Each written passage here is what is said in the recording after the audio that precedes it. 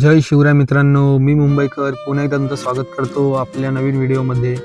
तर मी आज तुम्हाला घेऊन जाणार आहे ठाण्यातील एका हिडन मंदिरामध्ये. मुंबईमधील बऱ्याचशा लोकांना या जागन्नाथ महादेवाच्या मंदिराबद्दल माहीत नसेल. तर तुम्हाला इथे जाण्यासाठी ठाणे वेस्ट बस स्टॉपमधून घोडबंदरला जायला बस मिळते. ती फक्त 25 रुपयात तिथे सोडते.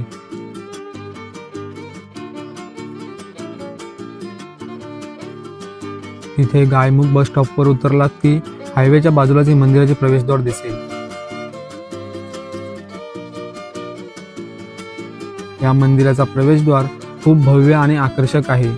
तसेच हे मंदिर निसर्गाच्या सानिध्यात आहे आणि या मंदिरात जाण्यासाठी या पायऱ्या चढून जावे लागते.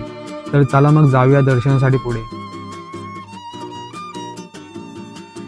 पायऱ्या संपताच तुम्हाला या मंदिराचे सुंदर दर्शन होईल.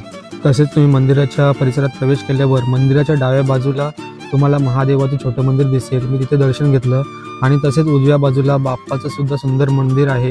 तिथे बाप्पाचं सुद्धा दर्शन घेतलं आणि मग मी मंदिरामध्ये जाऊन जागन्नाथ महादेवाच्या या सुंदर शिवलिंगाचं दर्शन घेतलं.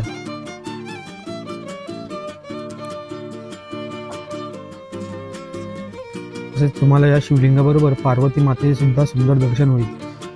तसेच मंदिराच्या दरवाज्यांवरची कलाकृती पाहून समजते हे मंदिर खूप जुने आणि पौराणिक असेल. तसेच हे मंदिर ठाणेकर आणि इथल्या लोकांच्या श्रद्धेचे स्थान आहे. इथे तुम्हाला एका बाजूला गणपती बाप्पाचे आणि दुसऱ्या बाजूला बजरंगबलीचे दर्शन होईल. तसेच इथे असलेली कासवाची आणि नंदी महाराजांची मूर्ती पण एकदम छान आहे. मंदिराची आतील बनावट एकदम आकर्षक भव्य स्वरूपाची आहे हे दिसून येते. चला आता मंदिराच्या बाहेरून मंदिराचा परिसर बघू.